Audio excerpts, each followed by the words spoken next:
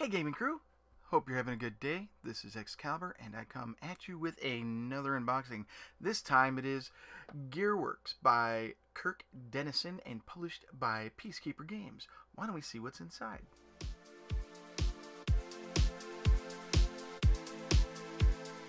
Okay, quick disclaimer. This was backed by my own funds on Kickstarter. It was not sent to me for review. It was not sent to me for free. The video that you're watching right now has not been reviewed before it was uploaded, and all the opinions and views on this game are mine and mine alone. So why don't we go ahead and open this puppy up. This is the deluxe Kickstarter edition version of it. So we've got this sleeve, which I like the sleeves. They look nice and all, but they are pretty much not really useful, especially when you add expansions and stuff like that in the game. You generally run out of space and the box doesn't close and you end up ripping the sleeve. But we have the sleeve for now. There are no expansions at this time, so we're actually pretty good. Well, the box is linen finish and we've got some spot UV here. You can see that because it's nice and shiny on the box. This is a game for 1 to 4 players. It takes 30 to 45 minutes and it's for ages 10 or older.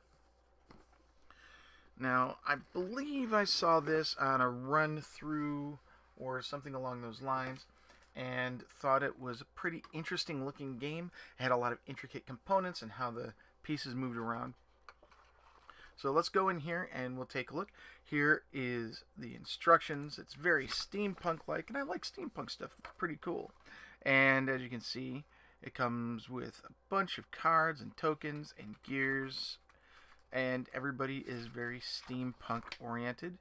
It's showing the standard layout for table, and there are very few pages to this game, so hopefully it's very easy to figure out. And there we go. It's also got solo play instructions, and the solo play is Leviathan. Some people pronounce it Leviathan, but I say Leviathan because I'm from the US. So there we go. And for being such a small book, it does a really good job of displaying all the components and layout and everything like that. I'm pretty happy with that. Now, here is the insert, and these discs were all over the place. They're not actually in here in any sense of the word being organized. So let's take these. Well, the game is called Gearworks, and as you can see, even with them in there, they don't sit in properly. They keep sliding and slipping. I'd say this insert is okay, but for the most part, it is pretty. It's not all that good. We've got a plastic bag. Let's take a look at these gears here. They are made of wood. They've got numbers on the back. So there's a 2, a 4, and they have these color quadrants on each one. There's a C and an E. And looking at them, they all have the same quadrants on them. So showing the front, they just have numbers. As you can see, we got the B there, and there's the stuff right there. And that's 1, and that's D. Each of them has a different symbol on the back.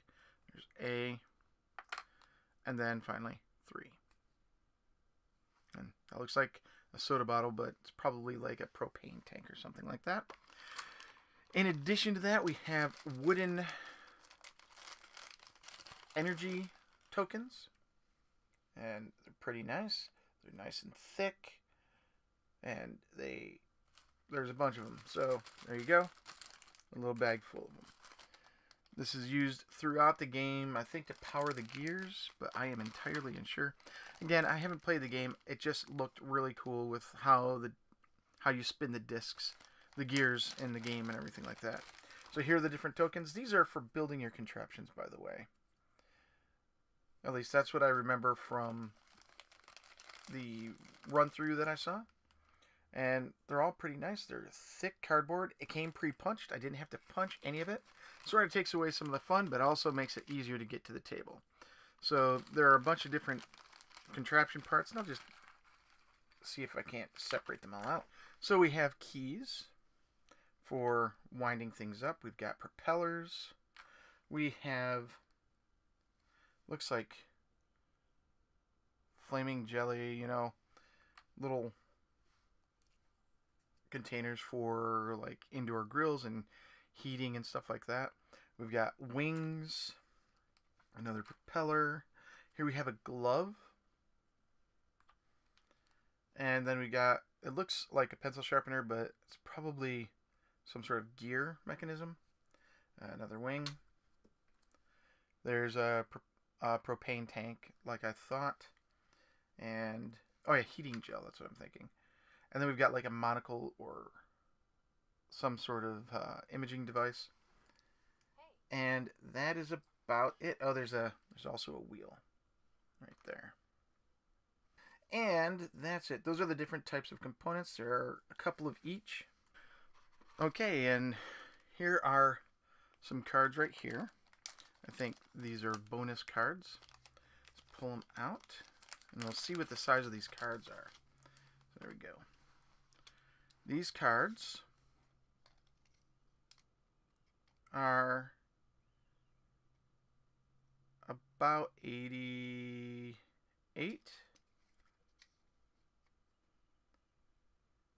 about 63 by 88. They're slightly smaller than standard sleeves, but here we go. It shows the components you need in order to build it. And those were just some that were in a pouch. Here are some more. Now here's our deck. There are a bunch of different cards. You can see right here that they're going to be different. So this is for solo. We've got our difficulty levels. And on the back we've got the Leviathan gameplay instructions. And then here's the Leviathan. And then here are some cards. We've got Wyatt. On the back he's got an ability.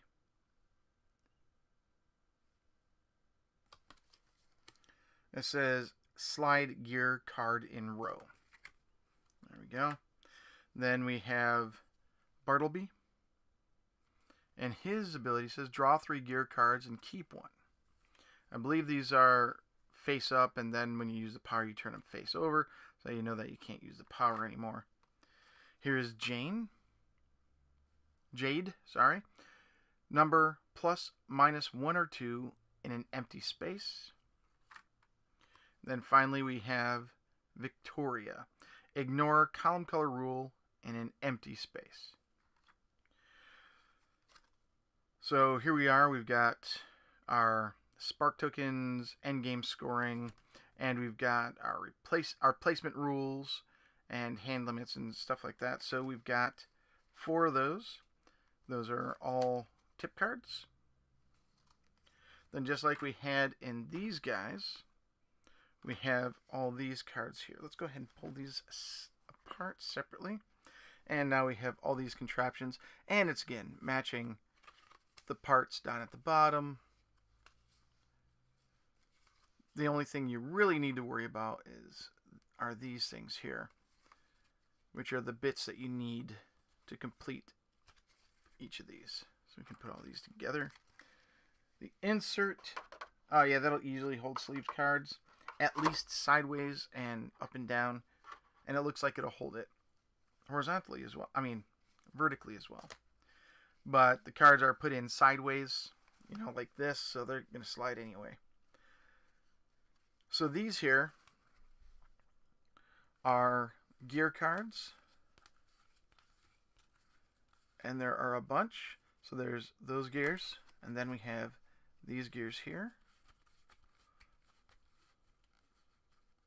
and they go from 1 to 9 of each type. And then there's the golden ones, and then brass or bronze, and that is it. that's the game. That's all of it. So I'm looking at this insert, and it's okay. I have a feeling that the cards are going to be too much for this space, though it looks like you can probably fit them in and split them into 2 spots. The gear area is way, way, way too small, but you should be able to fit all the tokens up in this spot here without any issue as well. And that's it. This looked to be a very interesting game, a lot of moving components, and that's what I liked about it, by manipulating the gears to do what you need and get the parts that you need. So that's Gearworks. I need to get this to the table and play it. Might happen within the next week or 2, but this is definitely something I need my friends and I to get to the table and experience. This has been Gearworks by Kirk Dennison and published by Piecekeeper Games. If you liked this video and you want to see more, please leave a thumbs up. If you really liked it and you want to see a whole lot more, please consider subscribing. And as always, this is Excalibur, and I am out.